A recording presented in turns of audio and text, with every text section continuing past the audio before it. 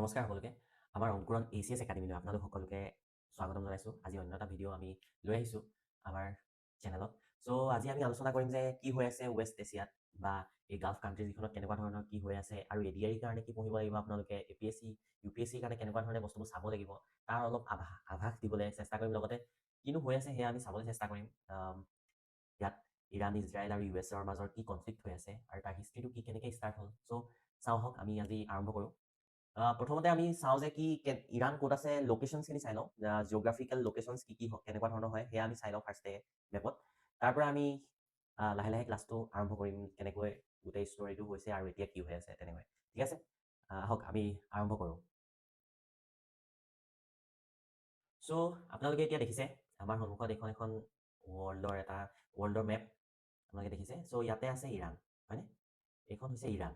এই ইৰাণৰ ওচৰে পাঁজৰে যিমানবোৰ ইম্পৰ্টেণ্ট লোকেশ্যনছ আছে আৰু যি আছে আমি সেয়া জানিব ট্ৰাই কৰিম। লগতে মেপখনৰ সহায়ত আমি জানিম যে ইৰাণৰ কাষৰীয়া দেশবোৰ কি কি, মানে নেইবাৰিং কাণ্ট্ৰিজ বা কাষৰীয়া যিবোৰ দেশ আছে সেই দেশবোৰ কি কি সেয়া আমি জানিবলৈ চেষ্টা কৰিম। চ' আহক এতিয়া চাওঁ ইৰাণৰ কাষত কি কি দেশ আছে। চ' ইৰাণৰ একেবাৰে যদি আমি ইষ্টৰ চাইডে চাওঁ, ইষ্টৰ একেবাৰে তলৰ ফালে যদি চাওঁ সেয়া হৈছে ইয়াত কোন আছে, পাকিস্তান। পাকিস্তানে ইয়াৰ লগত সীমা শ্বেয়াৰ কৰিছে ইৰাণৰ লগত, ইয়াত দেখিছেনে? তাৰ পৰা আফগানিস্তানে শ্বেয়াৰ কৰিছে। তাৰ পৰা আপোনাৰ যদি আমি নৰ্থ ইষ্টৰ ফালে চাওঁ, মানে ওপৰৰ চাইডে ইষ্টৰ চাইডে ওপৰৰ ফালে যদি চাওঁ তেতিয়া তুৰ্কমেনিস্তান এইখন কাণ্ট্ৰিয়ে সীমা শ্বেয়াৰ কৰিছে। তাৰ পৰা আমি এইফালে যদি যাওঁ ইয়াত আৰ্মেনিয়াই কৰিছে, এইডোখৰত আছে আজাৰবাইজান আছে ইয়াত। ঠিক আছে, ইয়াত আজাৰবাইজানে অলপ সীমা শ্বেয়াৰ কৰিছে, মানে আপোনাৰ নৰ্থ ৱেষ্টৰ চাইডে অলপ ৱেষ্টৰ চাইডে ওপৰৰ ফালে আৰ্মেনিয়া আৰু আজাৰবাইজানে সীমা শ্বেয়াৰ কৰিছে ইৰাণৰ লগত। তাৰ পৰা আপুনি যদি ৱেষ্টৰ চাইডে চাই, ৱেষ্টৰ চাইডে কোনে শ্বেয়াৰ কৰিছে, ইৰাক।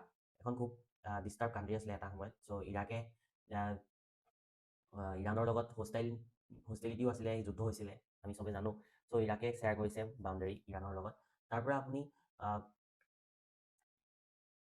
আৰু এতিয়া কেইখন কাণ্ট্ৰিত পালে আপোনালোকে এয়া চাওক, 1 আৰু এখন কাণ্ট্ৰি ইয়াত কৰিছে তুৰ্কীয়েও কৰিছে সীমা শ্বেয়াৰ ইৰাণৰ লগত এই জেগাটোত। হা, ঠিক আছে।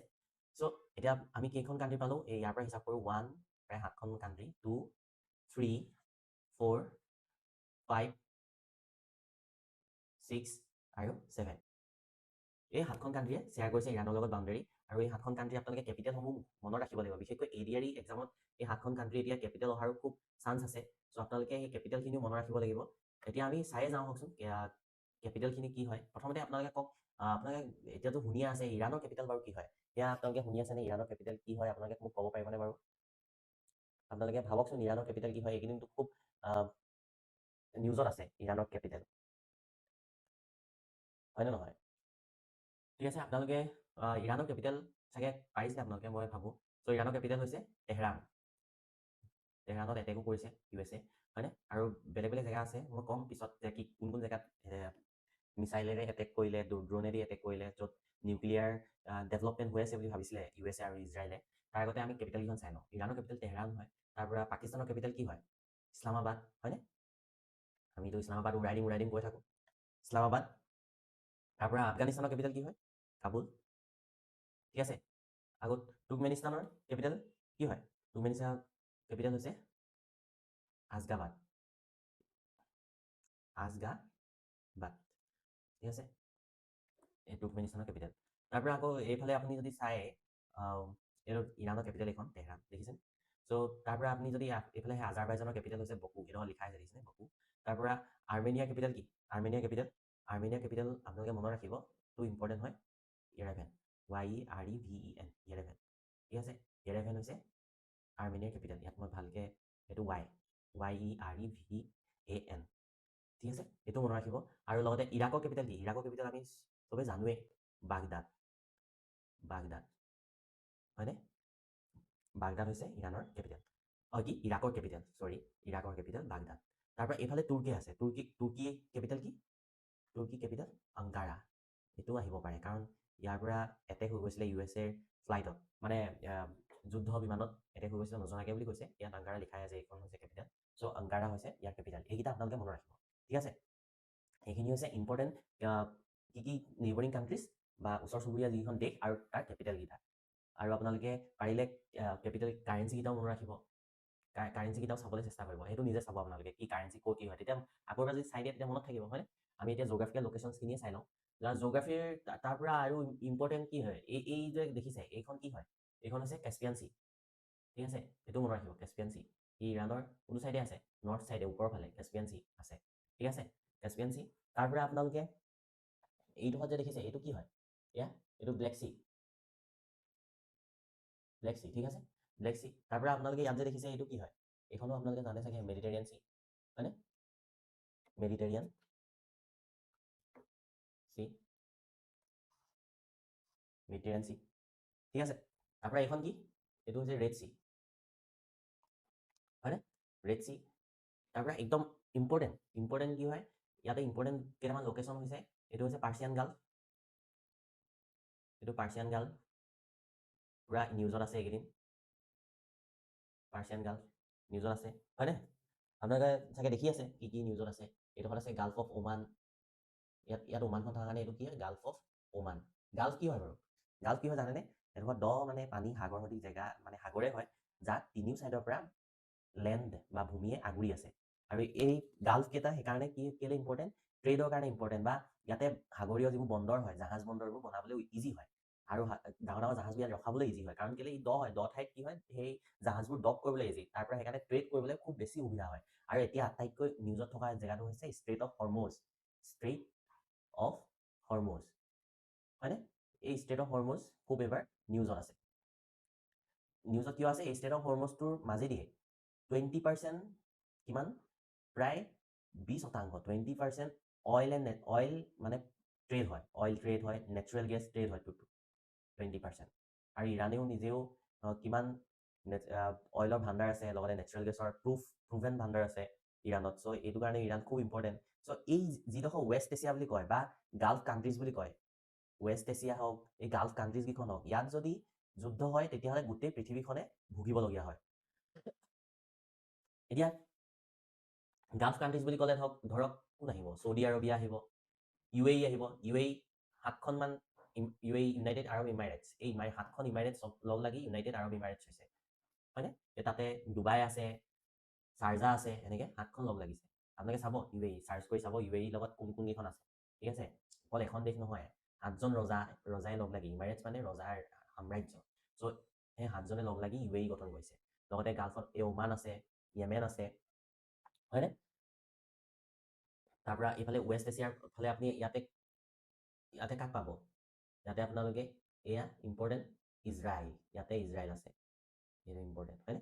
ইজৰাইল আছে। তাৰ পৰা আপোনাৰ এইটো জৰ্ডান, এইফালে গাজা ষ্ট্ৰীপ, গাজা ষ্ট্ৰীপ আছে ইয়াত। চ' তেনেকৈ আপোনালোকে চাব, দেখিছে যে কিমান ইম্পৰ্টেণ্ট, এইখিনি কিমান দিনৰ পৰা নিউজত আছে। চ' আমি লোকেশ্যনখিনি এতিয়া চালোঁ। চ' লোকেশ্যনখিনি চালোঁ। এতিয়া আমি হিষ্ট্ৰীটো জানিব ট্ৰাই কৰিম যে কিয় যুদ্ধখন হৈছে, কি ইম্পৰ্টেণ্ট, মানে কিহৰ কাৰণে এই যুদ্ধখন হ'বলগীয়া হৈছে, কিহৰ কাৰণে US আৰু ইজৰাইলে ইৰাণৰ ওপৰত এটেক কৰে বা ইৰাণক নিজৰ শত্ৰু বুলি ভাবে। চ' ইৰাণ আৰু ইজৰাইল আৰু USৰ মাজত কিয় ইমান হষ্টেলিটি, ইমান শত্ৰুতা কিহৰ বাবে, সেয়া আমি এতিয়া জানিব চেষ্টা কৰিম। তাৰপিছত আমি এতিয়া জিঅ'গ্ৰাফিখিনি বুজি ল'লোঁ অলপ, আমি চাই ল'লোঁ নেইবাৰিং কাণ্ট্ৰিজখিনি কি আছিলে, হয়নে? চ' আহক চাওঁ। প্ৰথমতে আপোনালোকে চাওকচোন, মই কি কৈছোঁ, বাৰ্নিং গাল্ফ, তাত 3টা কুৱেশ্যন সোমাই আছে। এটা হৈছে কি, কিয় ৱেষ্ট এছিয়া ইমান কনফ্লিক্টৰ মাজত ট্ৰেপড হৈ থাকে, কিয় ৱেষ্ট এছিয়াত ইমান কনফ্লিক্ট হৈ থাকে। আৰু ইৰাণ আগতে আছিলে আপোনাৰ USA বন্ধু, আৰু কেতিয়াৰ পৰা এই USA বন্ধুৰ লগত গৈ পানি ইমান শত্ৰুতা বাঢ়ি আহিল, সেইটো এটা কথা। কিয়? আৰু কিয় ইজৰাইল সদায় ইৰাণক নিজৰ শত্ৰু বুলি ভাবি আহিছে, কিয় ইজৰাইলৰ কাৰণে ইজৰাইলৰ কাৰণে ইৰাণ সদায় থ্ৰীট হয়, কিয় এইটো এক্সিষ্টেঞ্চিয়েল থ্ৰীট হয় ইজৰাইলৰ কাৰণে, মানে ইজৰাইল জীয়াই থাকিব নে নাথাকিব সেয়াৰ ওপৰত ইৰাণৰ শক্তিৰ ওপৰত বহুত ডিপেণ্ড কৰে। চ' সেইটো কিয় হয়, এইখিনি আমি এতিয়া জানিব ট্ৰাই কৰিম, ঠিক আছে? এতিয়া চাওঁ ইৰাণৰ হিষ্ট্ৰীটোনো কেনেকুৱা। ইৰাণ কেনেকুৱা ধৰণৰ এটা হিষ্ট্ৰী ফ'ল' কৰি আহিছে ইৰাণে, সেয়া আমি চাবলৈ যত্ন কৰোঁ আহক। ইৰাণক ফাৰ্ষ্টে 1935লৈকে কি জনা গৈছিল? ইৰাণৰ নামটো আছিল কি? পাৰ্চিয়া, ঠিক আছে? ইৰাণৰ নামটো আছিল পাৰ্চিয়া। আৰু ইৰাণত তাৰ আগতে মনাৰ্কি 1979ৰ আগতে মনাৰ্কি আছিলে চ' তাৰপিছত হৈ গ'ল ইছলামিক এখন কাণ্ট্ৰি যিখনক ইছলামিক ৰিপাব্লিক বুলি কয় তেওঁলোকে 1979ৰ পিছত ইৰাণ হৈ গ'ল ইছলামিক ৰিপাব্লিক ঠিক আছে ইছলামিক ৰিপাব্লিক আৰু 1979ৰ বিফৰ কি আছিলে বিফৰ আছিলে মনাৰ্কি আছিলে তাত মনাৰ্কি আছিলে ঠিক আছে মনাৰ্কি মানে কি ৰজাই শাসন কৰিছিলে প্ৰথমতে তাৰ পৰা হৈ গ'ল ইছলামিক ৰিপাব্লিক এইটো কেনেকৈ ট্ৰেনজিশ্যনটো হ'ল সেয়া আমি চাওঁ কেনেকৈ ট্ৰেনজিশ্যনটো হ'ল এই 1979ত ইৰাণত হ'ল ইছলামিক ৰিভলিউশ্যন হ'ল এই ৰিভলিউশ্যনৰ কাৰণ কি আছিলে বাৰু এই ৰিভলিউশ্যনটোৰ কাৰণ কি আছিলে এই ইছলামিক ৰিভলিউশ্যনৰ কাৰণ আছিলে তেতিয়া তাত কোনে শাসন কৰি আছিলে ছাৰ ৰেজা পেহেলভি বুলি যিটো ডাইনেষ্টি আছিলে পেহেলভি ডাইনেষ্টি ছাৰ ৰেজা পেহেলভিয়ে তাত শাসন কৰি আছিলে ছাৰ ৰেজা পেহেলভি ইয়াৰ 1979ৰ আগত 1979ৰ আগত ছাৰ ৰেজা এই ছাৰ ৰেজা পেহেলভি কি আছিলে USA এলাই আছিলে USA লগত আছিলে USA এলাই আছিলে আৰু সেইটো সময়ত সেইবাবে সেইটো সময়ত ৰজাঘৰীয়া মানুহবোৰে বেছি প্ৰিফাৰেঞ্চ পাইছিলে USA পৰা অহা এই ৱেষ্টৰ যিখিনি মানুহ যিখিনি ফৰেনৰ যিখিনি কেপিটেলিষ্ট মানুহ তেওঁলোকে বিজনেছ কৰিবলৈ সুবিধা পাইছিলে আৰু USৰ প্ৰভাৱ বেছি বাঢ়ি গৈছিলে সেইটো টাইমত চ' ইয়াতে কৰাপশ্যন বহুত বাঢ়ি গৈছিলে এই ইৰাণত বহুত কৰাপশ্যন হৈ গৈছিলে কৰাপশ্যন বহুত বাঢ়ি গৈছিলে লগতে কি হ'ল এই যিখিনি দুখীয়া মানুহ বা মিডল ক্লাছ ফেমিলিজ তেওঁলোকে কি হয় কোনো ৰিপ্ৰেজেণ্টেশ্যনৰ সুবিধা পোৱা নাছিলে বিজনেছৰ সুবিধা খুব কম পাইছিলে আৰু লগতে সেইবাবে কি হ'ল তাতে ৰিভল্ট হ'বলৈ ধৰিলে এই ইছলামিক এটা ৰিভল্ট হ'ল লগতে আৰু এইখিনি মানুহ যিখিনিয়ে ছ'চিয়েলিষ্ট বা দুখীয়া মানুহ আছিলে তেওঁলোকেও ৰিভল্ট কৰিলে বা ষ্টুডেণ্টখিনিও ৰিভল্ট কৰিবলৈ ধৰিলে ষ্টুডেণ্টেও ৰিভল্ট কৰিলে ইছলামিকৰ যিজন লিডাৰ আছিলে ইছলামিক ৰিভল্টটোৰ যিজন লিডাৰ আছিলে তেওঁৰ নাম আছিলে ৰুহুল্লাহ খোমেনি ঠিক আছে তেওঁৰ নাম আছিলে খোমেনি এতিয়া যিজন আছে তেওঁ হৈছে খামেনি যিজন এতিয়া ঢুকাইছে তেওঁ খামেনি আৰু এজন খোমেনি চ' এতিয়া যিজন ঢুকাইছে তেওঁ হৈছে খামেনি তেওঁ আলী খামেনি আৰু এজন হৈছে ৰুহুল্লাহ খামেনি ত' আপোনালোকে এইটো খেলি মেলি নকৰিব ঠিক আছে এই ৰুহুল্লাহ খামেনিয়ে প্ৰথম ইছলামিক ৰিভলিউশ্যন কৰিলে আৰু তেতিয়া ছাৰ ৰেজা পেহেলভি গোটেই ডাইনেষ্টিটো শেষ কৰিলে এই ৰিভল্টটোৱে গোটেই শেষ কৰিলে তেতিয়াৰ পৰা 1979ৰ পৰা ইছলামিক এই ৰুহুল্লাহ খামেনি হৈ পৰিল ইৰাণৰ সুপ্ৰিম লিডাৰ এই সুপ্ৰিম লিডাৰজনৰ আণ্ডাৰতে চব হ'ব ধৰিলে তাৰপিছত 1980ত তেওঁলোকে মনাৰ্কি আঁতৰাই পানি গণতন্ত্ৰ আনিলো বুলি কৈছে সেইটো হৈছে তেওঁক তাত তেতিয়াৰ পৰা প্ৰেচিডেণ্ট এপইণ্ট কৰিলে 1980ৰ পৰা প্ৰেচিডেণ্ট এপইণ্ট কৰিলে 1980ত কিন্তু সদায় ডিচিশ্যন কোনে লয় এই সুপ্ৰিম লিডাৰজনে লোৱা কৰিলে সেইটো সময়তে কি হ'ল এটা চাইডৰ পৰা ইউ এছ আছিলে ছাৰ ৰেজা পেহেলভিৰ লগত নহয় জানো সেইকাৰণে কি হ'ল ৰুহুল্লাহ খমেনিয়ে তেওঁলোকৰ US-ত প্ৰথম কথা দেখিব নোৱাৰে চ' শত্ৰুতা বাঢ়ি গ'ল US-এ ইমান তেওঁলোকৰ কালচাৰৰ ওপৰতো প্ৰভাৱ পেলাইছিলে সেইবাবে হয়নে নহয় তাৰ পৰা আকৌ কি হ'ল এই ষ্টুডেণ্টখিনিয়ে বা ষ্টুডেণ্ট বুলি কয় কিন্তু এই ইছলামিক যিখিনি ৰিভল্ট কৰিছিলে বা এই যিখিনি মানুহে গোটেই মানুহখিনিয়ে যিমানে ৰিভল্ট কৰিছিলে তেওঁলোকে ষ্টুডেণ্টখিনিয়ে বিশেষকৈ বুলি কয় এই ষ্টুডেণ্টখিনিয়ে কি কৰিলে USA-ৰ বৈদেশিক মন্ত্ৰালয়ৰ যিখিনি অফিচাৰ আছিলে সেই অফিচাৰ ফৰেনৰ যিখিনি ইৰাণৰ অফিচাৰ আছিলে বৈদেশিক মন্ত্ৰালয়ৰ তেওঁলোকক অপহৰণ কৰিলে আৰু সেই US-ৰ মানুহ বা অফিচাৰখিনিক অপহৰণ কৰি প্ৰায় 444 ডেইজলৈকে হোষ্টেজ বনাই থৈ দিলে মানে প্ৰায় এবছৰতকৈ বেছি দিন 444 দিনৰ কাৰণে হোষ্টেজ বনাই থলে চ' সেইকাৰণে কি হ'ল US-ৰ খং উঠিলে প্ৰথমতে সেইবাবে এটেক কৰিবলৈ আহিলে ইৰাণত কিন্তু সফল নহ'ল তেওঁলোকৰ স্পেচিয়েল ফ'ৰ্চ সফল নহ'ল এই 444জনক উদ্ধাৰ কৰিবলৈ আৰু 6জনক মাৰিও দিলে তেতিয়াই চাইন হ'ল কি তেতিয়াই এখন একৰ্ড চাইন হ'ল US আৰু ইৰাণৰ মাজত এখন একৰ্ড চাইন হ'ল এই একৰ্ডখনৰ নাম কি হ'ল যিখন একৰ্ড চাইন হ'ল সেই একৰ্ডখনৰ নাম কি যিখন একৰ্ড চাইন হ'ল এই 44 হোষ্টেজ ক্ৰাইচিছ হ'ল হোষ্টেজ ক্ৰাইচিছৰ ফলত এখন একৰ্ড চাইন হ'ল চ' সেই একৰ্ডখনৰ নাম কি আলজেৰিছ একৰ্ড চাইন হ'ল য'ত USA কি ক'লে তেওঁলোকে আৰু পলিটিকেলি বা এডমিনিষ্ট্ৰেটিভলি কোনো ইম্পেক্ট নকৰে ইৰাণৰ কোনো ডিচিশ্যনৰ ওপৰত চ' এইটো আছিলে US-ৰ কাৰণে এটা ডাঙৰ মানে লাজৰ বিষয়ও আছিলে হয়নে আৰু সেইবাবে US আৰু ইৰাণ তেতিয়াৰ পৰা কি হৈ গ'ল হোষ্টাইল হৈ গ'ল ইটো সিটোৰ শত্ৰু হৈ গ'ল তাৰ পৰা আৰু এটা কি হ'ল তাৰ পৰা সেই লগালগ সেইটো সময়তে 1980 কি হ'ল ইৰাণ আৰু ইৰাকৰো যুদ্ধ হ'ল ঠিক আছে ইৰাণ আৰু ইৰাকৰ যুদ্ধ হোৱাৰ কাৰণটো কি চিয়া আৰু সুন্নী চিয়া আৰু সুন্নী এইটো এই চিয়া সুন্নী হৈছে দুটা গ্ৰুপ মুছলিমৰে দুটা বিভাগ মুছলিম ধৰ্মৰে চিয়াসকলে কি কৰে প্ৰফেট বুলি যিজন কয় প্ৰফেট মহম্মদক দুইটাই মানে মহম্মদ এজনকে তেওঁলোকে গুৰু বুলি মানে হয়নে তাৰপিছত কুৰাণক মানে প্ৰফেট মহম্মদক মানে চ' তেওঁলোকে এই চিয়াখিনিয়ে বিলিভ কৰে কি প্ৰফেট মহম্মদৰ মানে পিছৰজন যিজন প্ৰফেট হ'ব তেওঁৰ ফেমিলিৰে হ'ব সেইটোৱে ফেমিলি হেৰিডিটেৰী যিটো হ'ব মানে তেওঁলোকৰ লাইনত যিটো হ'ব সেইটো ফেমিলিয়ে হ'ব বুলি তেওঁলোকে বিলিভ কৰে আৰু যিটো সুন্নীসকলে বিলিভ কৰে সুন্নীসকলে কি বিলিভ কৰে সুন্নীসকলে বিলিভ কৰে কি তেওঁলোকে এইটো ফেমিলি নহয় ইলেক্টেড হ'ব আৰু এইটোক লৈ কাজিয়া হৈ থাকে এতিয়া বেছিভাগ গালফ যিখন কাণ্ট্ৰি আছে তেওঁলোকৰ বেছিভাগে সুন্নী মেজৰিটি নহয় সুন্নী শাসকে ৰুল কৰে আৰু ইৰাকত সেইটো টাইমত যেতিয়া ইৰাণত যেতিয়া ইছলামিক ৰিভলিউশ্যন হৈ গ'ল ইৰাণত ইছলামিক ৰিভল্ট যেতিয়া হৈ গ'ল এই যেতিয়া ৰিভল্টটো হ'ল তাত কি আছিলে চিয়া মেজৰিটি আছিলে আৰু তাতে চিয়া শাসনো আহিলে তেতিয়া আৰু এই কি হ'ল ইৰাক কি আছিলে ইৰাণৰ নেইবৰ কাণ্ট্ৰি আছিলে হয়নে নেইবৰ কাণ্ট্ৰি থকা আছিলে আৰু ইৰাণত আকৌ প্ৰব্লেমটো কি তাতে শাসন কৰি আছিলে ছাদ্দাম হুছেইনে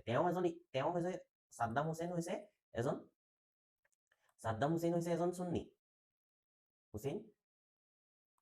তেওঁ সুন্নী হয় ঠিক আছে তেওঁ সুন্নী কিন্তু ইৰাণত মেজৰিটি কিহৰ আছিলে চিয়া আছিলে আপোনাৰ প্ৰায় 60% চিয়া মুছলিম মেজৰিটি আৰু 40%হে সুন্নী মেজৰিটি 40%। চ' ভাবিলে কি ইছলামিক ৰিভলিউশ্যন এখন কাষৰীয়া দেশতে হৈ গ'ল ইয়াতো চিয়াখিনিয়ে ইয়াত প্ৰভাৱ পেলাব পাৰে তেওঁলোকৰ শাসনভাৰ ল'বলৈ আহিব পাৰে চ' কি কৰিলে ছাদ্দাম হুছেইনে ইৰাণত এটেক কৰি দিলে ঠিক আছে ইৰাণত এটেক কৰি দিলে চ' সেইটো হৈছে প্ৰব্লেম চিয়া সুন্নীৰ যিটো প্ৰব্লেম আৰু ইৰাকক সেইটো সময়ত ইৰাকক ছাপোৰ্ট কৰিলে ইউএছে ছাপোৰ্ট কৰিলে লগতে আৰু কোনে ছাপোৰ্ট কৰিলে সেই গালফ কাণ্ট্ৰি যেনেকৈ চৌদি আৰবে ছাপোৰ্ট কৰিলে আৰু বহুত কেইখন গালফ কাণ্ট্ৰিয়ে ছাপোৰ্ট কৰিলে ইৰাণৰ ফালে আকৌ কোন আছিলে ইৰাণৰ ফালে লেবানিজখিনি আছিলে চিৰিয়া আছিলে ইৰাণৰ ছাইডে ঠিক আছে ইৰাণৰ ছাইডে চিৰিয়া আছিলে তেনেকৈ এই চিয়া সুন্নীৰ কাৰণে ইৰাক আৰু ইৰাণৰ যুদ্ধ হ'ল য'ত ইউএছে ছাপোৰ্ট কৰিলে চ' এই ইউএছে ছাপোৰ্ট কৰিলে তেতিয়া বাৰু সেই ইউএছে ছাপোৰ্ট কৰাৰ কাৰণে কি হ'ল আৰু হষ্টাইলিটি বাঢ়ি গ'ল আৰু লগতে সেইটো কাৰণে শত্ৰুতা বাঢ়ি গ'ল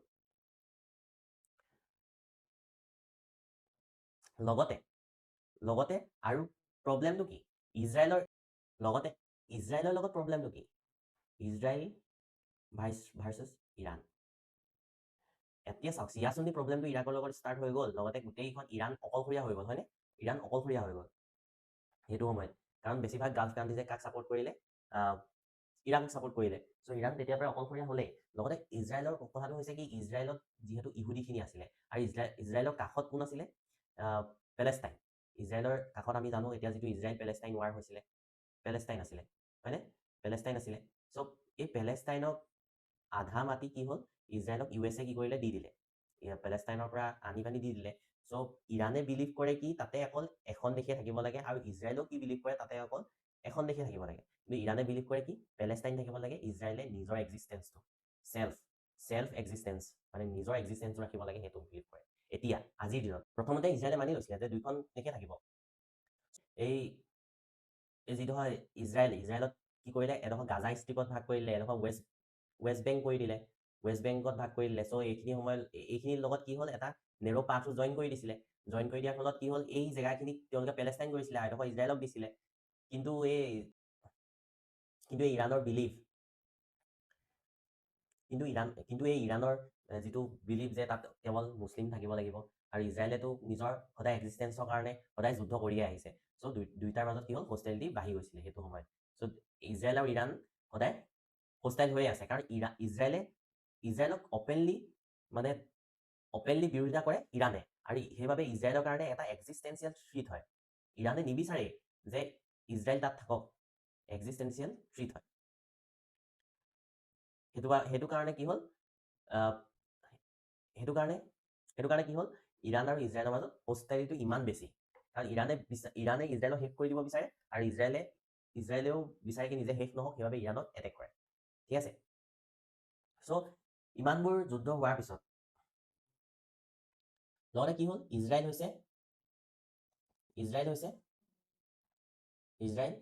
ইউ এছৰ এলাই ইউ এছ কাৰণ ছাপৰ্ট কৰিছিলে ইজৰাইলক তাত জীয়াই থাকিবলৈ হয়নে ইৰাণে এতিয়া ইউ এছৰ পৰা চেংচনছ খালে বিজনেছ ডিল কৰিব নোৱাৰা হ'ল 2019লৈকেতো ইণ্ডিয়াই তাৰ পৰা তেল আনিছিলে কিন্তু ট্ৰেড কৰিছিলে অইল কিন্তু এতিয়া সেইটো ইণ্ডিয়াৰো জিৰ' হৈ গ'ল ট্ৰেড চ' সেইকাৰণে ইৰাণে বুজি উঠিলে তেতিয়াই যে নিজৰ বাউণ্ডেৰীৰ ভিতৰতে যুদ্ধ কৰি থাকিলে নহ'ব ইৰাণৰ যিটো বাউণ্ডেৰী তাৰ ভিতৰতে যদি যুদ্ধ কৰি থাকে তেওঁলোকে কেতিয়াও এক্সিষ্ট কৰিব নোৱাৰিব চ' তেওঁলোকে কি খুলিলে তেওঁলোকে যাতে বাহিৰত এটা বাউণ্ডেৰী ক্ৰিয়েট কৰিব পাৰে যাতে ইজৰাইলৰ লগত তেওঁলোকে যুদ্ধ কৰিব পাৰে হয়নে তেওঁলোকে কি কৰিলে বাউণ্ডেৰীটোত না এইটো কি হ'ল এটা এক্সিছ অফ ৰেজিষ্টেঞ্চ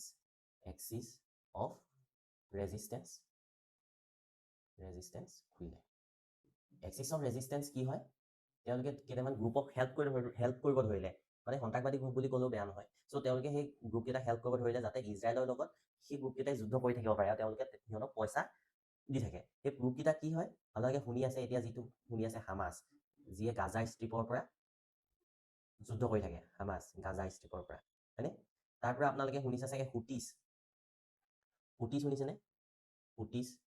হুটিছখিনি হৈছে য়েমেনৰ এইখিনিয়ে য়েমেনৰ পৰা যুদ্ধ কৰে মানে তেওঁলোকে অশান্তি কৰি থাকে ইজৰাইলত তাৰ পৰা আকৌ আহিলে আপোনাৰ তাৰপিছত আহিলে হেজেবুল্লাহ আগত 2024 চনত প্ৰায় 100ৰ ওপৰত এয়াৰ ষ্ট্ৰাইক কৰিছিলে ইজৰাইলত এয়াৰ ষ্ট্ৰাইক মানে তেওঁলোকে মিছাইল মাৰিছিলে ঠিক আছে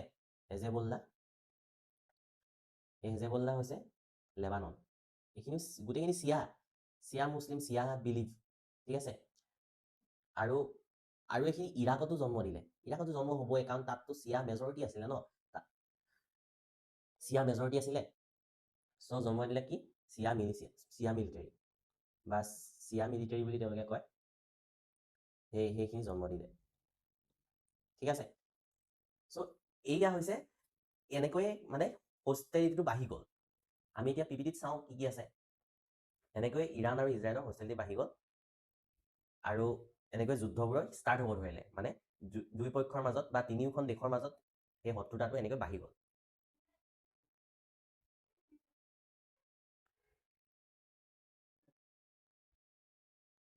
এতিয়া চাওক এতিয়া 2026 চনত কি হ'ল আগতে কি হ'ল শ্বেডো ৱাৰ হৈ আছিলে শ্বেডো ৱাৰ মানে কি এই ধৰক টেকটিকেলি হেণ্ডেল কৰে নহ'লে এই হুটিছখিনিয়ে হেজেবুল্লাখিনিয়ে এটেক কৰে ইৰাণক আকৌ এটেক কৰে হেৰিয়ে বা ইজৰাইলে আকৌ এটেক কৰে আকৌ কাক হেৰিক এটেক কৰে এই হেজেবুল্লাহ হুটিছ হামাছ এইখিনি এটেক কৰে ইৰাণলৈ নাপায়গৈ বস্তুটো চ' এইবোৰ শ্বেডো ৱাৰ হৈ আছিলে কিন্তু 2026 ফেব্ৰুৱাৰী 28ত শ্বেডো ৱাৰ শেষ আৰু অপাৰেশ্যন এপিক ফাৰী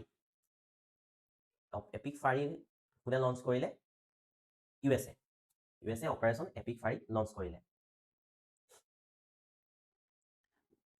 আৰু কি হ'ল লায়ন্স ৰোৰ এইটো হৈছে ইজৰাইলে যিটো অপাৰেশ্যন নাম দিছে সেইটো নাম হৈছে লায়ন্স ৰোৰ এইটো ইজৰাইলৰ চ' আপোনালোকে মনত ৰাখিব কি এই অপাৰেশ্যনকেইটাৰ নাম কি এইবাৰ যিটো অপাৰেশ্যন কৰিলে ইউ এছ এ সেইটো হৈছে এপিক ফাৰী আৰু ইটো হৈছে ইজৰাইলে যিটো কৰিলে লায়ন্স ৰোৰ আৰু যিটো প্ৰথমতে কৰিছিলে ইউ এছ এ ইয়াতকৈ আগত এটা অপাৰেশ্যন কৰিছিলে যিটো অপাৰেশ্যন মিডনাইট হেমাৰ বুলি কয় তেওঁলোকে তেতিয়াও ইৰাণৰ এটেক কৰিছিলে কিন্তু এতিয়া যিটো কৰিলে সেইটো হৈছে এপিক ফাৰী আৰু ইজৰাইলে যিটো কৰিলে লায়ন্স ৰোৰ তাৰ আগতে 2025 চনত আৰু এটা এটেক কৰিছিলে ইৰাণত প্ৰায় জুন মাহ মানত চাগে ইজৰাইলে আৰু সেইটো নাম আছিলে ৰাইজিং লায়ন সেইটো নাম আছিলে ৰাইজিং লায়ন মানে লায়নটো এতিয়া ৰাইজ হৈছে আৰু এতিয়া লায়নে ৰ' কৰিছে চ' তেওঁলোকে কি কৰিলে মিছাইল এটেক কৰিলে এয়াৰ এটেক কৰিলে ক'ত নাটাঞ্চ চহৰত ইয়াত কি বুলি কৰিছে বাৰু নিউক্লিয়াৰ বেছ আছে বুলি নিউক্লিয়াৰ ডেভেলপমেণ্টৰ ৰিচাৰ্চ হৈ আছে বুলি নিউক্লিয়াৰ এনৰিচমেণ্ট হৈ আছে বুলি মানে ইউৰেনিয়ামৰ যিটো এনৰিচমেণ্ট যিমানটো লেভেললৈকে পালে 90% লেভেললৈকে পালে নিউক্লিয়াৰ বম বনাব পাৰি তাৰলৈকে এনৰিচমেণ্ট হৈছে বুলি এই নাটাঞ্জত ইছফাহানত আৰু ফৰ্ডো এইকেইটা ৰিজন মনত ৰাখিব দেই আপোনালোকে ফৰ্ডো নাটাঞ্চ আৰু ইছফাহান ক'ৰ ৰিজন বুলি সুধিলে লগালগ আপোনালোকে মনত কৰিব লাগিব যে এইখিনি ইৰাণৰ আছিলে ইমানটোৱে সুধিব পাৰে আপোনালোকক APSCত অঞ্চলটোৰ কথা সুধিব পাৰে এৰিয়াটো ক'ত হয় জেগাটো চ' আপোনালোকে মনত ৰাখিব এই জেগাকেইটা Fordow Natanz Isfahan Operation Epic Fury Operation Lion Roar আৰু যিটো ইৰাণে যিটো এটেক কৰিছে, যিকেইখন দেশৰ পৰা মানে বেছ বনাই আছিলে, USA য'ত বেছ বনাই আছিলে, ধৰক UAE বেছ বনাইছিলে, চৌদি আৰবিয়াত বেছ বনাইছিলে, চ' সেই বেছকেইটাত ইৰাণে এটেক কৰিছে। তুৰ্কীত বেছ বনাইছিলে, সেই বেছকেইটাত যদি ইৰাণে এটেক কৰিছে, সেই বেছকেইটাৰ এটেক কৰা যিটো ইৰাণে যিটো অপাৰেশ্যন নাম দিছে, সেইটো হৈছে অপাৰেশ্যন ট্ৰু প্ৰমিছ 4। তাৰ আগতে 1, 2, 3 অপাৰেশ্যন ট্ৰু প্ৰমিছ 1, 2, 3 আছিলে ইৰাণৰ। ট্ৰু প্ৰমিছৰ আণ্ডাৰত ইৰাণে এই US আৰু ইজৰাইলৰ বেছ বা ৱেষ্টৰ বেছবোৰ, মানে ৱেষ্ট বুলি ক'লে বুজিছে নহয়, যিখিনি US-ৰ বেছ, যিখিনি গাল্ফ কাণ্ট্ৰিজত আছে, তেওঁলোকৰ গাল্ফ কাণ্ট্ৰিজত, সেইখিনি কি কৰিছে, এটেক কৰিছে অপাৰেশ্যন ট্ৰু প্ৰমিছৰ আণ্ডাৰত। ঠিক আছে, এইটো এতিয়া চলি আছে।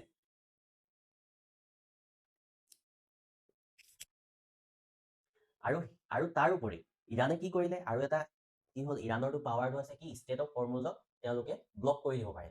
ইৰাণে ব্লক কৰি দিব পাৰে। ইয়াত ওমানৰো অংশীদাৰিত্ব আছে, কিন্তু কি হয়, ইৰাণৰ মিলিটাৰী পাৱাৰটো বেছি হয়। চ' ইৰাণে এই ষ্টেট অফ হৰমুজৰ কণ্ট্ৰলটো ৰাখে। কণ্ট্ৰল ইৰাণে কৰে। কণ্ট্ৰল কোনে কৰে? ইৰাণে কৰে। চ' এই ষ্টেট অফ হৰমুজটো বন্ধ কৰি দিয়াৰ লগে লগে যি 20% ট্ৰেড হয় ইয়াৰ থ্ৰুৱেদি, নেচাৰেল গেছ আৰু অইলৰ যিটো ট্ৰেড হয় 20% ৱৰ্ল্ডৰ, 20% ইজ ভেৰি বিগ এমাউণ্ট, নহয়নে? চ' 20% ট্ৰেড ৰখি গৈছে। চ' সেইবাবে কি হৈছে, আমাৰ ইয়াত চিলিণ্ডাৰ ক্ৰাইচিছ হৈছে, আমি এতিয়া ভুগি আছো সেয়া চিলিণ্ডাৰ ক্ৰাইচিছ। ইমানো ক্ৰাইচিছ হ'ব নালাগিছিলে, কিন্তু বদমাছ কিছুমান মানুহ থাকে যিসকলে ব্লেক কৰে, পিছত দামত বিকিবলৈ জমা কৰি ৰাখে। চ' এনেকুৱা ধৰণৰ, কিন্তু যুদ্ধ হ'লে ক্ৰাইচিছ হ'বই। এই ৱেষ্টত যুদ্ধ হ'লে গোটেই পৃথিৱীতে ক্ৰাইচিছ হ'ব, কাৰণ এনাৰ্জি মেইন চ'ৰ্চটো এতিয়াও ৱেষ্টত আছে, ৱেষ্ট এছিয়াত আছে। মানে এই গাল্ফ কাণ্ট্ৰিজকেইখনত যদি আনৰেষ্ট হৈ থাকে, তেতিয়াহ'লে চবতে প্ৰব্লেম হ'ব, কাৰণ তেওঁলোকে আটাইতকৈ ডাঙৰ এই পাৰ্চিয়ান গাল্ফ, এইবোৰ এইকেইটা কণ্ট্ৰল কৰে, গাল্ফ অফ ওমান। চ' ইয়াৰ দ্বাৰাই গোটেই ৱৰ্ল্ডত ট্ৰেড চলে। চ' এইখিনি খুব ইম্পৰ্টেণ্ট হয়। ঠিক আছে, চ' 20% ট্ৰেড হয়, সেইকাৰণে চিলিণ্ডাৰ ক্ৰাইচিছ হৈছে, পেট্ৰলৰ ক্ৰাইচিছ হ'ব, দাম বাঢ়িব, হয়নে? বস্তুৰ দাম বাঢ়িব, কাৰণ এনাৰ্জি ক্ৰাইচিছ হ'লেতো দাম বাঢ়িবই। ঠিক আছে, আৰু তাতে ইৰাণৰ পৰা ইজৰাইললৈ প্ৰায় 1000 মাইল ডিষ্টেঞ্চ হয়। সেইকাৰণে প্ৰক্সি দ্বাৰা কি কৰে, এই লেবাননত লেবাননৰ সহায়ত এই ইজৰাইলৰ এটেক কৰায় হেজেবুল্লাৰ, হয়নে? ইয়াতে আপোনাৰ গাজা ষ্ট্ৰীপত কি আছে, গাজা ষ্ট্ৰীপত আছে কি কয়, হামাছ, তেওঁলোকে এটেক কৰে, হয়নে? লগতে য়েমেনৰ হুটিছ। চ' এইবোৰৰ সহায়ত গোটেই চ' য়েমেনত আছে হুটিছ। চ' গোটেই এটা কমপ্লেক্স চিৰিজ এটা বনাই থৈছে ইৰাণে, যাৰ সহায়ত তেওঁলোকে ইজৰাইলৰ লগত যুদ্ধ কৰে ইৰাণে। আৰু ইৰাণৰ ডাঙৰ area, border, central position between Caspian Sea আৰু Persian Gulf make it formidable conventional fortress. So' সেইখিনি কাৰণে ইৰাণৰ মানে এই ডাঙৰ এৰিয়াটোৰ কাৰণে খুব ইজি নহয় ইৰাণক জয় কৰাটো ইমান দূৰৰ পৰা ইজৰাইলৰ কাৰণেও। চ' ইজৰাইলে USA সহায় ল'বলগীয়া হ'বই, যিমানেই শক্তিশালী নহওক। ইজৰাইল যিমানেই শক্তিশালী নহওক, USA সহায় ল'ব লাগিবই। চ' মই আপোনালোকক কৈছিলোৱে কি কি ষ্ট্ৰেটেজিক চক পইণ্ট আছে। এইটো ষ্টেট অফ হৰমুজৰ কথা আপোনালোকক মই ক'লো। ইয়াত চুৱেজ কেনেল আছে, ইয়াত বাবল মণ্ডাপ আছে, প্ৰায় 9 to 12%, 9% to 12% ইয়াতে ট্ৰেড হয়, অইলৰ ট্ৰেড হয় এই ৰেড চিৰ দ্বাৰা। ঠিক আছে, তাৰ পৰা আৰু এটা চক পইণ্ট হৈছে ষ্টেট অফ মালাক্কা। সেইটো আমি জানোৱেই চাউথ চাইনা চিত আছে, সেইটো বাৰু বাহিৰলৈ গুচি যায়। চ' এইফালে দিয়ে ইণ্ডিয়ালৈ ট্ৰেড হয়, সেইকাৰণে এইটো যদি বন্ধ হৈ যায় ইণ্ডিয়াৰ খুব প্ৰব্লেম হয়। আৰু লগতে এইফালেও ট্ৰেড কৰে 9 পৰা 12% অইল আৰু নেচাৰেল গেছ। ঠিক আছে, এই চুৱেজ কেনেলটো খুব ইম্পৰ্টেণ্ট। এই গাজা ষ্ট্ৰীপত হামাজ আৰু ইজৰাইলৰ যুদ্ধ হওঁতে কি হয়, এই গাজা চুৱেজ কেনেলটো বন্ধ কৰি দিছিলে। ইয়াতো খুব খেলি মেলি হৈছিলে, বাবল মণ্ডাপো খেলি মেলি হৈছিলে। যেতিয়া কি হৈছিলে, কোন আছে বাবল মণ্ডাপৰ ওচৰত, কোন আছে আপোনালোকে জানেনে? যেতিয়া য়েমেনৰ এই হুটিছে এইখিনি বাবল মণ্ডাপ বন্ধ কৰি দিয়ে, য়েমেনে বন্ধ কৰি দিয়ে। ঠিক আছে, চ' এইখিনি হৈছে গ্ল'বেল ট্ৰেডৰ ষ্ট্ৰেটেজিক চক পইণ্টছ। আপোনালোকে এইকেইটা ষ্টেটকেইটা মনত ৰাখিব, পাৰ্চিয়ান গাল্ফ মনত ৰাখিব, গাল্ফ অফ ওমান মনত ৰাখিব। ঠিক আছে, এতিয়া মই ক'লোৱেই নাই, এইটো হৈছে 1979ৰ যিটো মানে চিফ্ট হৈছিলে, পেৰাডিগম চিফ্ট বুলি কৈছে, যিটো চিফ্ট হৈছিলে। চ' সেই চিফ্টটো পেহেলভি ডাইনেষ্টি বা কি হ'ল, ইছলামিক পেহেলভি ডাইনেষ্টি বা কি হ'ল, ইছলামিক ৰিপাব্লিকলৈ আহিলে।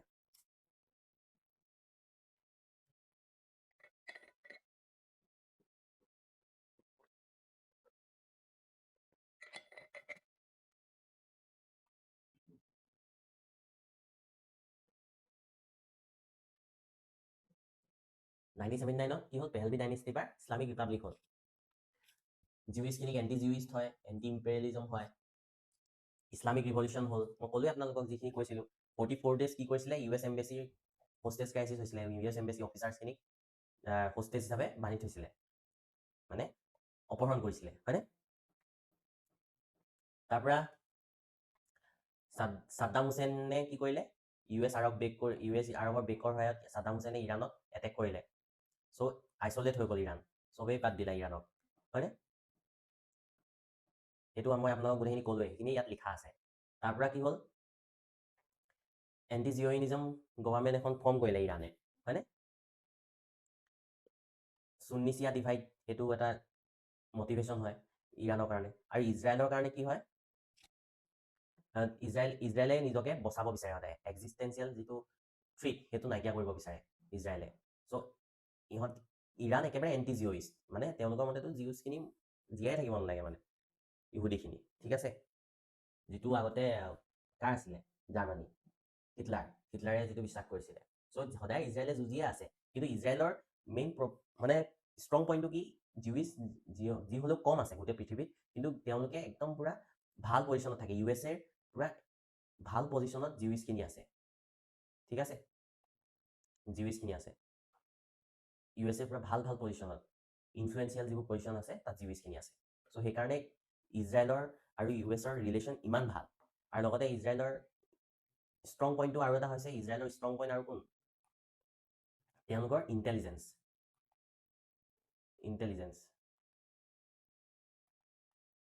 তেওঁলোকৰ ইণ্টেলিজেঞ্চ কোন কি নাম আপোনালোকে জানেনে?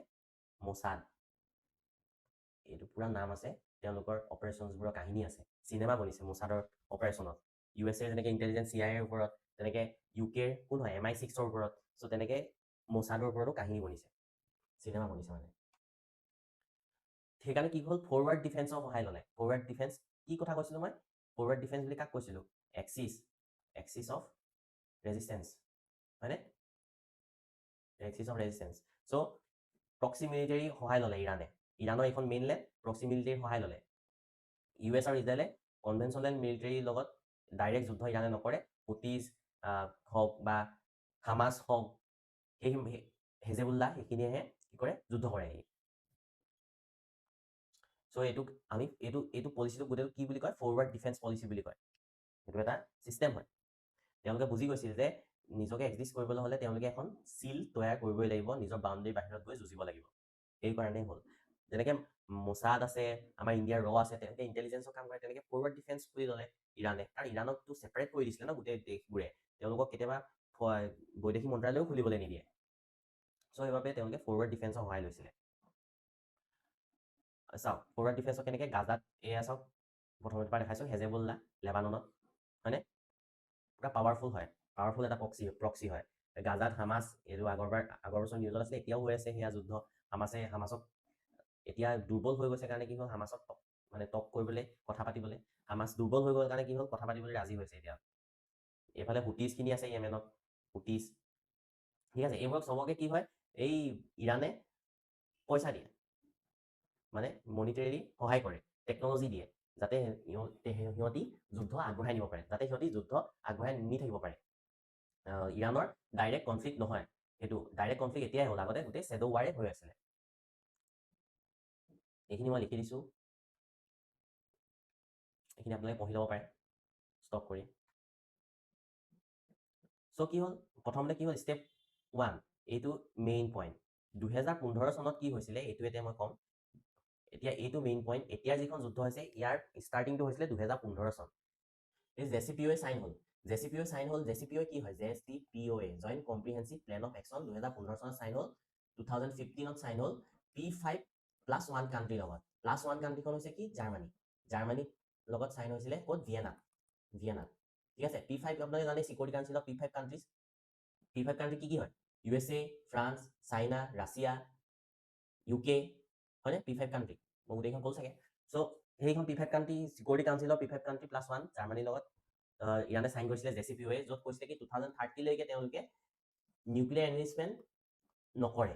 নিউক্লিয়াৰ এনৰিচমেণ্ট মানে কি, নিউক্লিয়াৰ এনৰিচ নকৰে সেইটো লেভেললৈকে, মানে যিটো লেভেলত কি হয়, আপোনাৰ নিউক্লিয়াৰ বম বনাব পাৰি। তেওঁলোকে নিউক্লিয়াৰ টেকনলজিটো দিয়াও কোন আছিলে, ইৰাণক নিউক্লিয়াৰ এতিয়া JCPOA আণ্ডাৰত নিউক্লিয়াৰ বম বনাব নোৱাৰে বুলি ক'লে 2030 হা 2030 বনাব নোৱাৰে কিন্তু এই নিউক্লিয়াৰ যোনে দিছিলে প্ৰথম নিউক্লিয়াৰ টেকনলজি ইৰাণক সেইটো আছিলে ইউএছে দিলে কিন্তু তেতিয়া কি কৰে এনাৰ্জি চিকিউৰিটিৰ কাৰণেহে দিছিলে এনাৰ্জি আৰু মানে এনাৰ্জি ডেভেলপমেণ্ট কৰিব নিউক্লিয়াৰ এনাৰ্জি ডেভেলপমেণ্ট কৰিব তাৰ কাৰণে দিছিলে কিন্তু এতিয়া কি হ'ল JCPOA কিয় চাইন কৰিলে যাতে ইৰাণে নিউক্লিয়াৰ বম বনাব নোৱাৰে কাৰণ ইৰাণে নিউক্লিয়াৰ বম বনালে কি হ'ব ইজৰাইলৰ কাৰণে এক্সিষ্টেঞ্চিয়েল থ্ৰেট আহি যাব ইজৰাইলত নিউক্লিয়াৰ বম পেলাব বুলি ভয় কৰে সেইবাবে আৰু সেইকাৰণে এই JCPOA এখন চাইন হ'ল ভিয়েনাত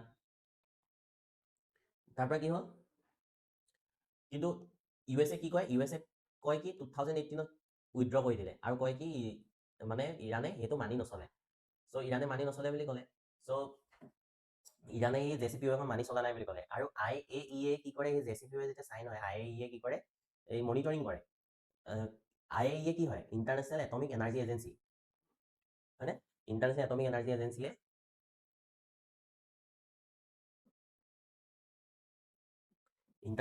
এনাৰ্জি এজেঞ্চিয়ে চেক কৰে কি নিউক্লিয়াৰ এনৰিচমেণ্ট হৈছে নেকি কিন্তু কি হয় ডাটাটো ভালকে নিদিয়ে মানে ইৰাণে ডাটাটো ভালকে নিদিয়ে যে এনৰিচ কৰিছে নে নাই কৰা ভালকে নিদিয়ে সেইকাৰণে 2018 ইউএছে কি কৰিলে সিহঁতি ভালকে ডাটা নিদিয়ে সেইকাৰণে ইউএছে 2018 ডোনাল্ড ট্ৰাম্প আহিছিলে তাৰ আগতে JCPOA চাইন হওঁতে কোন আছিলে ওবামা আছিলে ডোনাল্ড ট্ৰাম্প আহি ক'লে কি আমি ভালকে ডাটা নিদিয়ে চ' আমি এখন JCPOA মানি নচলো চ' ইউএছে ওলাই দিলে যেতিয়া JCPOA কোনো ভেলুৱে নাথাকিলে হয়নে JCPOA কোনো ভেলুৱে নাথাকিলে চ' ইউএছে ওলাই দিলে আৰু ক'লে কি ইৰাণে নিউক্লিয়াৰ বম বনাইছে বুলি এলিগেশ্যন লগাবলৈ ধৰিলে এইটো এলিগেশ্যন ইউএছে এইটোৱে চিষ্টেম যে এলিগেশ্যনছ লগোৱা এলিগেশ্যনছ লগাই এনেকৈ এলিগেশ্যন লগায় ভেনিজুৱেলাৰ ওপৰতো সেই এলিগেশ্যনছ লগালে ড্ৰাগছৰ আৰু এতিয়া ইউএছে ইৰাণৰ ওপৰতো সেয়া এলিগেশ্যনছ লগায় তথাপি IAEA নিজৰ ৰিপৰ্টত কয় কি যে ইৰাণে ভালকে ডাটাবোৰ নিদিয়ে চ' হ'বও পাৰে ইৰাণে নিউক্লিয়াৰ বম বনাবও পাৰে হয়নে নিউক্লিয়াৰ বম কিয় নবনাব এতিয়া নিউক্লিয়াৰ বম থকা হ'লে ইউক্ৰেইনৰ এই অৱস্থা হ'লহেঁতেন নে ৰাছিয়াই এটেক কৰিবলৈ সাহস কৰিলেহেঁতেন জানো নিউক্লিয়াৰ বম থকা হ'লে কেতিয়াও নকৰে নিউক্লিয়াৰ বম থকা হ'লে কেতিয়াও ৰাছিয়াই ইমান এটেক কৰিবলৈ সাহস নকৰে ইউক্ৰেইনক হয়নে আৰু সেইবাবে এতিয়া কি হৈছে এতিয়া চব সৰু সৰু দেশে বুজি গৈছে যে নিউক্লিয়াৰ বম নবনালে নহ'ব হয়তো নিউক্লিয়াৰ বম এতিয়া চব দেশেই বনাবলৈ চেষ্টা কৰিব মনে চ' নিউক্লিয়াৰ বম বনাবলৈ চবে ট্ৰাই কৰিব হয়নে নিউক্লিয়াৰ বম বনাবলৈ চবে এতিয়া সৰু সৰু দেশবোৰ বুজি গৈছে যোনে যি চাইন কৰি হ'লেও নিউক্লিয়াৰ বম বনাব ট্ৰাই কৰিব এতিয়া চ' আপোনালোকে অপেন হেমাৰ বুলি চিনেমাখন যদি চাই তেতিয়াও বুজিব যে নিউক্লিয়াৰ বম বনোৱাৰ পিছত অপেন হেমাৰে কিমান দুখ পাইছিলে কিমান তাৰপিছত যেতিয়া ক'লে কি যেতিয়া তেওঁ শ্ৰীমদ ভাগৱত পঢ়িলে তেতিয়া কি হ'ল শ্ৰীকৃষ্ণৰ এটা বাক্য পঢ়িছিলে অৰ্জুনক কোৱা যে সৃষ্টি আৰু ধ্বংসৰ মূল কাৰণেই হৈছে ভগৱান বা কৃষ্ণ চ' তেওঁ ভাবি ল'লে কি নিউক্লিয়াৰ বম যে কৃষ্ণ আৰু এদিন নহয় এদিন নিউক্লিয়াৰ বমে সকলো ধ্বংস কৰিব সেয়াই চ' নিউক্লিয়াৰ বম এতিয়া এক্সিষ্টৰ কাৰণে নিউক্লিয়াৰ বম প্ৰতিখন দেশে বনাব ট্ৰাই কৰিব আৰু যদি প্ৰতিখন দেশৰ ওচৰত নিউক্লিয়াৰ বম হৈ যায় তেতিয়াহ'লে কি হ'ব হয় প্ৰথম কথাটো ইউক্ৰেইনৰ নিচিনা অৱস্থা নহয় আৰু যদি কেনেবাকৈ প্ৰতিখন দেশৰ ওচৰত হৈ যায় কেতিয়াবা অলপ যদি যুদ্ধ হয় আৰু কোনোবাই যদি নিউক্লিয়াৰ ৱাৰ ষ্টাৰ্ট কৰি দিয়ে তেতিয়াহ'লে সেইখন হ'ব শেষখন ৱৰ্ল্ড ৱাৰ আৰু য'ত ইমানবোৰ নিউক্লিয়াৰ বম এতিয়া যিমান আছে সিমানেৰেই ৱৰ্ল্ডখনক 2-3 বাৰ ধ্বংস কৰিব পাৰিব চ' তেতিয়াতো ৱৰ্ল্ডক ধ্বংস কৰাৰ পৰা কোনো বচাব নোৱাৰে আৰু সেই এবাৰ নিউক্লিয়াৰ বম এতিয়া ষ্টাৰ্ট হোৱাৰ মানে সকলো ধ্বংস ঠিক আছে চ' ইউএছে এইটো আৰু পাৱাৰৰ যিটো মানে হক সেইটোৱে বুলি ক'ব লাগিব কাৰণ ইউএছে কেতিয়াও নিবিচাৰে যে ইৰাণৰ ৰাছিয়াই বেছি ইনফ্লুৱেঞ্চ কৰক সেইকাৰণে ইউএছে বিচাৰে কি আগৰ দৰে এখন যিটো ছাৰ ৰেজা পেহেলভি দিনৰ যিটো চিষ্টেম আছিলে সেইটো আহি যাওক ছাৰ ৰেজা পেহেলভি দিনৰ সেই চিষ্টেমটো আহি যাওক ইউএছে দপদপনি বেছি হওক ইৰাণত ৰাছিয়াৰ দপদপনি নহওক ৰাছিয়াই বিচাৰে কি ৰাছিয়াৰ দপদপনি বাঢ়ক USSR যেতিয়া আছিলে যেতিয়া USSR গোটেইখিনি একেলগ হৈ আছিলে তেতিয়াৰ দৰে হৈ যাওক ইৰাণৰ ওচৰত যদি গুচি যায় যদি গোটেই সেই ৱেষ্ট এছিয়াৰ পাৱাৰ হাউচৰ যদি জৰীডাল ল'ব পাৰে ৰাছিয়াই তেতিয়াহ'লে আগৰ অন্তত সেই শক্তি ঘূৰাই পাব হয়তো ইউনিপলাৰ শক্তি এটা নাপায় কিন্তু মাল্টিপলাৰ এখন গঠন কৰিব পাৰিব ৰাছিয়াই আগৰ শক্তি ঘূৰাই পাব ইউনিপলাৰ মাল্টিপলাৰ বুজিছে নহয় এতিয়া ইউএছে বিচাৰি থাকে কি ইউনিপলাৰ শক্তিশালী হৈ যাওক একেবাৰে সম্পূৰ্ণ কিন্তু তাৰপিছত বাইপলাৰ হ'ল এতিয়া মাল্টিপলাৰ আহি আছে মাল্টিপলাৰ তেতিয়া বহুত কেইখন শক্তিশালী হ'ব চাইনাও নিজে ৰাইজ কৰিছে ইণ্ডিয়াও ৰাইজ কৰিবলৈ ষ্টাৰ্ট কৰিছে ইণ্ডিয়াই যদি নিজৰ টেকনলজি নবহায় তেতিয়াহ'লে সেই মাল্টিপলাৰ ইউনিভাৰ্চত থাকিব নোৱাৰিব সেইবাবে ইণ্ডিয়াই কি কৰিছে DRDO সহায়ত নিজে ৰিচাৰ্চ কৰি নিজৰ ৱেপনাইজেশ্যনটো ডেভেলপ কৰিবলৈ ট্ৰাই কৰি আছে এতিয়া হয়নে সেইটো মেড ইন ইণ্ডিয়া যিটো কনচেপ্ট সেইটো চবতে আনিবলৈ ইণ্ডিয়াই ট্ৰাই কৰি আছে চ' ষ্টেপ 1ত JCPOA চাইন কৰিলে ষ্টেপ 2ত কি হ'ল US উইথড্ৰল হৈ গ'ল দেখিছে 2018ত ট্ৰাম্প এডমিনিষ্ট্ৰেশ্যন আছিলে আৰু মেক্সিমাম চেংচন লগালে ইৰাণৰ ওপৰত। ষ্টেপ 3 কি হ'ল, ফাখৰিজাদেহ আছাচিনেশ্যন হ'ল। ইৰাণৰ এজন মানে হেৰি নিউক্লিয়াৰ চাইণ্টিষ্ট আছিলে, তেওঁক আছাচিনেশ্যন কৰিলে যাতে ইৰাণে ডেভেলপ কৰিব নোৱাৰে নিউক্লিয়াৰ পাৱাৰ। তাৰপিছত 2025-26ত এই প্ৰক্সিমিটি ব্ৰেক হ'ল। এনৰিচমেণ্ট নিয়াৰ ৱেপনাইজ গ্ৰেড 60% যিটো গ্ৰেড ৱেপনাইজ গ্ৰেড তালৈকে এনৰিচ কৰি দিলে বুলি ভাবি পানি এই এটেক কৰি দিলে। US আৰু ইজৰাইলে এটেক কৰিলে, কাৰণ ইজৰাইলেতো ভয় কৰে কাৰণ ইৰাণক কেতিয়াও তেওঁলোকে নিউক্লিয়াৰ পাৱাৰ হ'বলৈ দিব নোৱাৰে। ঠিক আছে, 2020ত সেই ড্ৰোন এটেকত কাছিম চুলেমানিক মাৰিলে। তাৰ পৰা 2023 কি হ'ল, ইজৰাইল হামাছ ৱাৰ ব্ৰেকআউট হ'ল,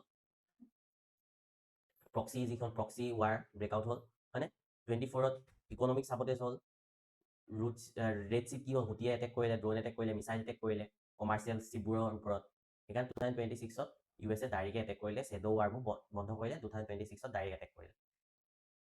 ইণ্ডিয়াত কি হৈছে, ইণ্ডিয়াত inflation importing 85% crude needs, every one increase in crude, মানে $1 increase in crude adds $1.5 to $2 billion to Indians annual import bill। মানে কি কৈছে, ইনফ্লেশ্যনটো ক'ত হৈছে, ইম্পৰ্টেড মানে ইম্পৰ্ট যিখিনি বস্তু কৰিছে তাত ইনফ্লেশ্যন হৈ যাব। এটা $1 বা $1 বুলি নধৰিলেও আপোনালোকে ধৰক $1 এতিয়াতো 98 মান হৈ আছে চাগে।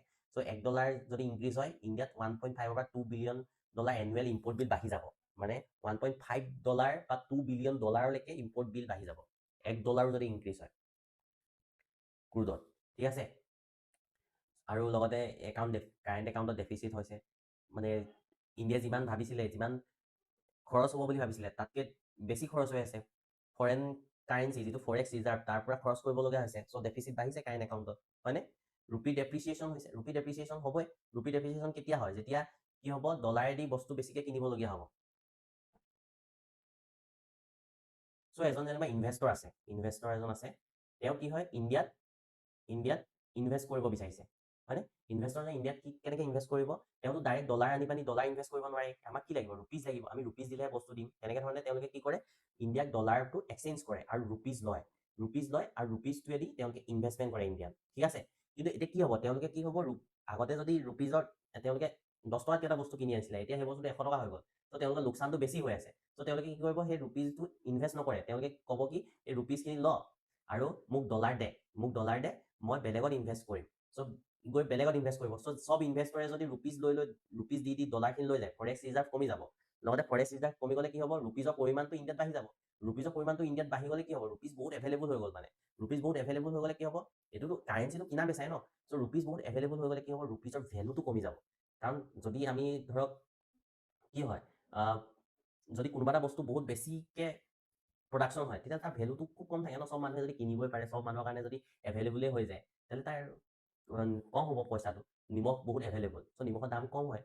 চ' তেল বহুত এভেইলেবল নহয়, চ' মিঠাতেলৰ দাম বেছি হয়, তেনেকুৱা ধৰণৰ কথা। চ' সেই তেনেকৈ ৰুপিজৰ যদি এমাউণ্টটো বাঢ়ি যায়, মানুহে ইনভেষ্টমেণ্ট নকৰি পানি ৰুপিজ দি পানি যদি ডলাৰ লৈ গুচি যায়, আমাৰ ডলাৰৰ পৰিমাণটো কমি যাব, ৰুপিজ বাঢ়ি যাব।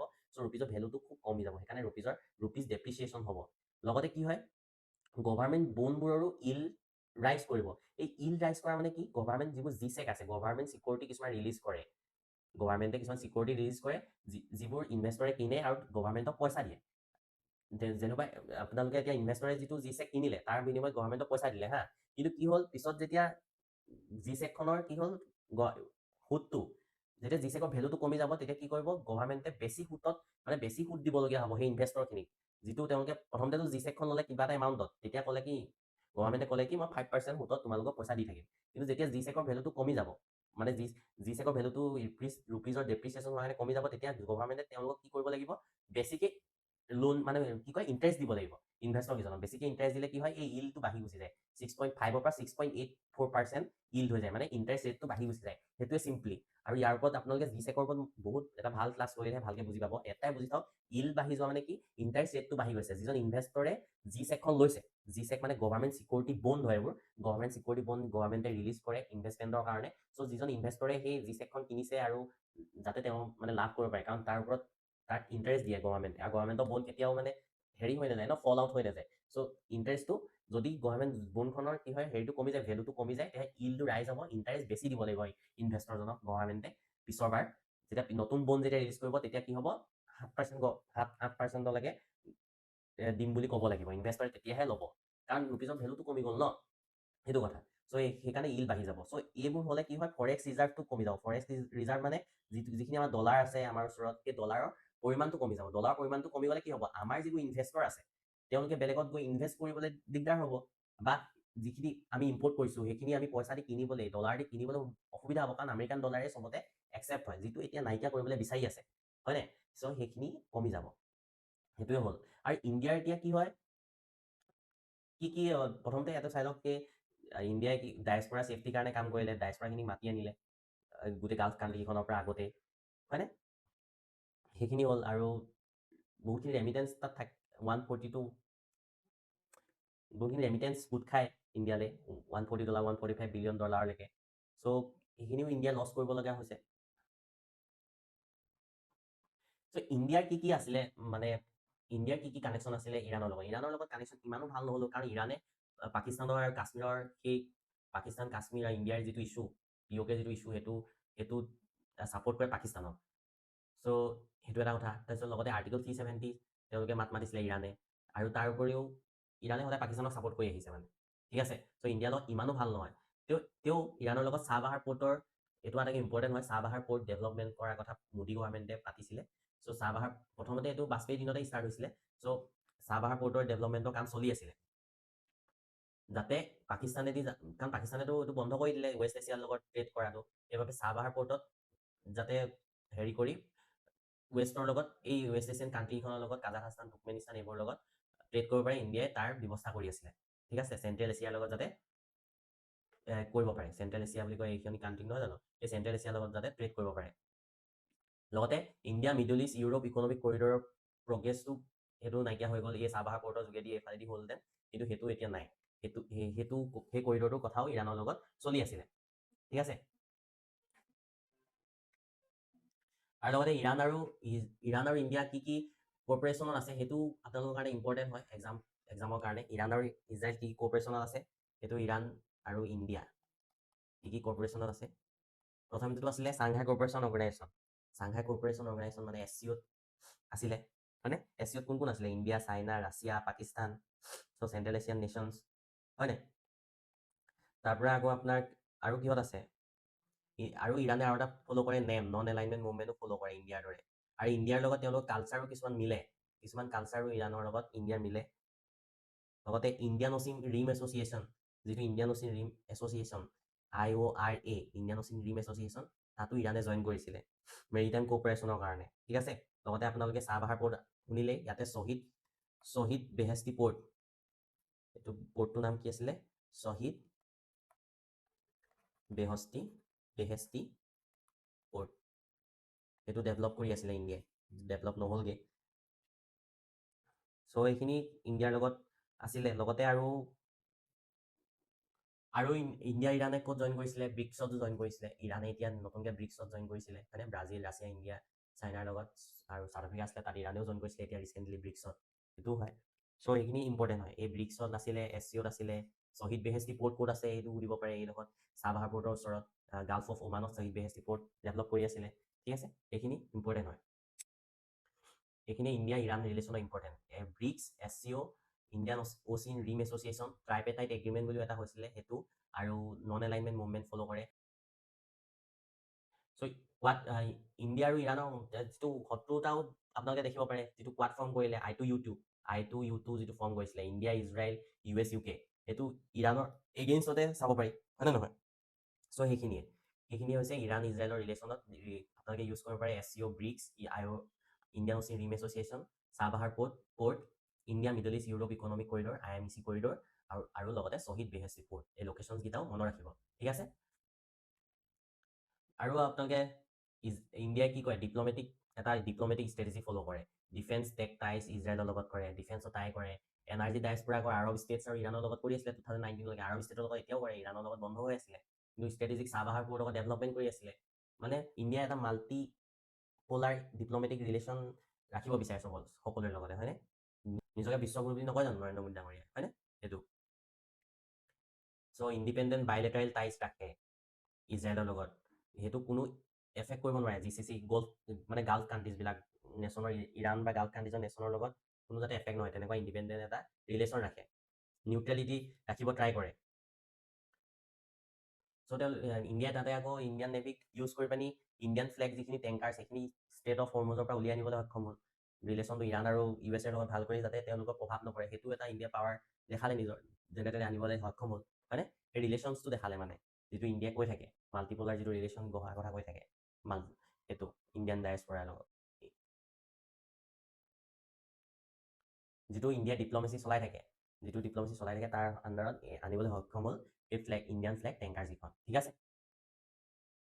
চ' ইম্পৰ্টেণ্ট কি আছিলে প্ৰিলিমছৰ কাৰণে আপোনালোকে ষ্টেট অফ হৰমুজ চাই ল'ব পাৰ্চিয়ান গাল্ফৰ মানত বাবল মণ্ডাপ চাই ল'ব ড্ৰেডেনেলিছ বস্পুৰাছ এইটো তুৰ্কিছৰ এটা ষ্টেট হয় ব্লেক চি আৰু মেট্ৰিয়ান চি মই ব্লেক চি কোনটো দেখাইছিলোঁ মেট্ৰিয়ান চি ক'ত দেখাইছিলোঁ চ' আপোনালোকে চাই ল'ব সেইখিনি শ্বহীদ বেহেস্তি পৰ্টটো টাৰ্মিনেলটো চাবাহাৰত আছে যিটো অপাৰেট ইণ্ডিয়াই কৰি আছে ঠিক আছে এই জাষ্টটো ইমান ইম্পৰ্টেণ্ট নহয় কিন্তু বন্দৰ আব্বাছটো ইম্পৰ্টেণ্ট হয় মেজৰ পৰ্ট হয় ষ্টেট অফ হৰমুজত যিটো ইৰাণে কণ্ট্ৰল কৰে বন্দৰ আব্বাছ চ' আৰু JCPOA P5+1 ইউৰোপিয়ান ইউনিয়ন এইটোক চাইন কৰিছিলে এইটো চাই ল'ব +1টো জাৰ্মানী জাৰ্মানী লগতে ইউৰোপিয়ান ইউনিয়নো আছে কাৰণ ইউকেহে আছে P5ত লগতে ইউৰোপিয়ান ইউনিয়নেও চাইন কৰিছিলে JCPOA অপাৰেশ্যন এপিক ফিউৰি যিটো 2026 USA 28 ফেব্ৰুৱাৰী এটেক কৰিলে US ইজৰাইলে বিশেষকৈ USৰ নামটো অপাৰেশ্যন এপিক ফিউৰি ইৰাণৰ ওপৰত যিটো এটেক কৰিলে আৰু যিটো ইৰাণে ৰিটালিয়েট কৰিলে সেইটো হৈছে true promise operation true promise 4 আৰু সেইখিনিয়ে আৰু যিখিনি এই ফ'ৰ্চেছ আছে এক্সিছ অফ ৰেজিষ্টেঞ্চ এইখিনি আপোনালোকে মনত ৰাখিব সেইখিনি বস্তু আপোনালোকে মেইনছত ইউজ কৰিব পাৰিব লগতে আহিবও পাৰে হুটিছ ক'ৰ পৰা হয় বোলে হেজেবল্লা ক'ৰ পৰা হয় এতিয়া লেবেননৰ পৰা কানেক্ট মানে কৰিব পাৰিব লাগিব সেই বস্তুবোৰ মিলাবলৈ আহিব পাৰে কি আহে সেইটো ঠিকনা নাই নহয় জানো আপোনালোকে চাই যাব ভালকৈ আৰু এই PPTটো লাগে যদি আপোনালোকে কমেণ্ট কৰিব তেতিয়া মই PPTটো চেণ্ড কৰি দিম আপোনালোকৰ লিংকটো চেণ্ড কৰি দিম লগতে আপোনালোকে আমাৰ টেলিগ্ৰাম চেনেলৰ লিংক দিম তাত জইন কৰিলেও আপোনালোকে PPT বিচাৰিলে তাত মই PPTটো প্ৰভাইড কৰি দিব পাৰিম ঠিক আছে আৰু যদি আপোনালোকে অসমীয়াত লাগে তেতিয়াহ'লে নিজে লিখি যাওক ভিডিঅ' চাওঁতে আৰু এবাৰ চাওক লাগিলে লিখি যাওক বস্তুবোৰ নিজে পঢ়িলেও বুজি পাব এইবোৰ বস্তু আৰু আজিকালি অসমীয়া আৰু ইংলিছ কি আছে আপোনালোকে গুগল ট্ৰেঞ্চলেটৰ ইউজ কৰি চব বুজিব পাৰে কিছুমানে মানে কৈ থাকে যে ইংলিছত কিয় অসমীয়াত কিয় নিদিয়ে কথাবোৰ চ' আপোনালোকে গুগল ট্ৰেঞ্চলেটৰ ইউজ কৰক তেতিয়া চব পাৰিব কৰিব চ' এইটো মেইনছৰ কাৰণে এটা question the US Israel Iran conflict has transformed West Asia a multi-front geopolitical theater US Israel আৰু ইৰাণৰ কনফ্লিক্টে কি কৰিলে ৱেষ্ট এছিয়াক এটা মাল্টি ফ্ৰণ্ট জিঅ'পলিটিকেল থ্ৰেটাৰ মানে কি মাল্টি ফ্ৰণ্টলৈ কনভাৰ্ট কৰিলে যে US ইজৰাইলে আক্ৰমণ কৰি আছে কিন্তু ইয়াত কি হৈছে ইয়াত কিন্তু US ইজৰাইলক ৱেষ্টৰ দুখন কাণ্ট্ৰি ইটালী আৰু ফ্ৰান্সে ছাপৰ্ট কৰা নাই এইটো বস্তু কাৰণ কেলৈ তেওঁলোকে ইম্পৰ্ট বহুত কৰে ইটালী আৰু ফ্ৰান্সে বহুত বেছি ইম্পৰ্ট কৰে অইল এণ্ড নেচাৰেল গেছ চ' তেওঁলোকক ষ্টেট অফ হৰমুজটো সেই হৈ থকা খেলি মেলি হৈ থকা কাৰণে তেওঁলোকৰ বহুত প্ৰব্লেম হয় সেইবাবে কি কৰে ইটালী আৰু ফ্ৰান্সে এইটো বস্তু একেবাৰে ছাপৰ্ট নকৰে বিশেষকৈ এইটোত মানে তেওঁলোকে কয় কি যুদ্ধ হ'ব নালাগে ঠিক আছে চ' আপোনালোকে এইখিনি চাই লওক ইন্ট্ৰডাকশ্যন বডিত কি লিখিব পাৰি আৰু কুৱেশ্যনটো আনচাৰটো এটেম্প কৰক লগতে আমাৰ টেলিগ্ৰাম চেনেলত আপোনালোকে আনচাৰটো দিব পাৰে যিখিনি আমাৰ এক্সপাৰ্টছ আছে তেওঁলোকে চাই দিব আপোনালোকৰ আনচাৰটো আৰু আপোনালোকে এটেম্প কৰিব পাৰে ঠিক আছে কোনোবাই যদি অসমীয়াত এটেম্প কৰিব বিচাৰে অসমীয়াতো এটেম্প কৰিব পাৰে ইংলিছত এটেম্প কৰিব বিচাৰে ইংলিছতো এটেম্প কৰিব পাৰে আপোনালোকক ইভালুৱেট কৰি দিয়া হ'ব ঠিক আছে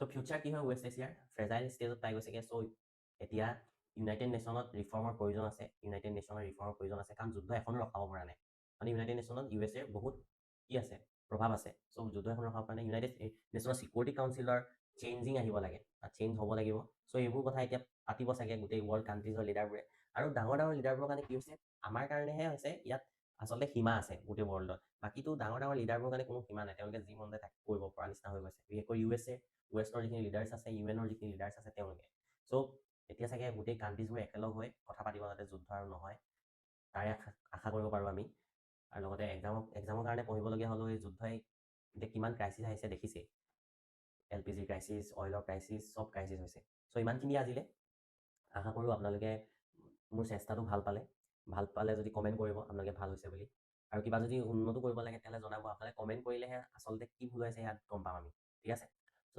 আজিলৈ ইমানেই আপোনালোকে পঢ়ি থাকিব বুলি আশা ৰাখিলোঁ লগতে আপোনালোকৰ আহিবলগীয়া দিনবোৰ শুভ যাওক ঠিক আছে থেংক ইউ